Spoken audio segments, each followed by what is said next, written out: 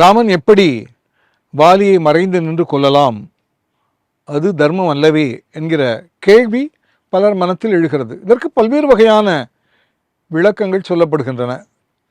மூதறிஞர் ராஜாஜி வாலி வதத்தை பற்றி பேசுகிற போது, வாலி என்கிற பாத்திரம் இல்லாமலேயே கூட வால்மீகி ராமாயணத்தை படைத்திருக்கலாம்.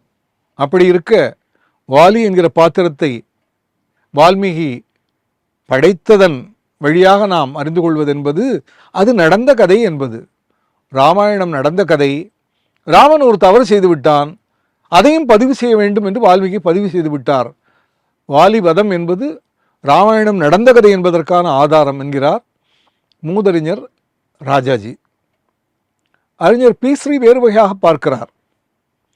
ஒரு சாலையில் 25 கிலோமீட்டர் வேகத்திற்கு மேல் போகக்கூடாது என்று அறிவிப்பு எழுதி ஒட்டியிருக்கிறது.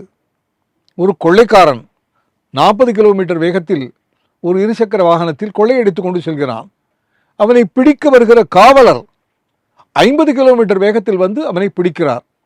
அந்த காவலரிடம், இந்த தெருவில் எழுதியதை பாருங்கள், இங்கே இத்தனை கிலோமீட்டர் வேகத்திற்கு மேல் போகக்கூடாது என்று இருக்கிறது என்று கேட்போமா?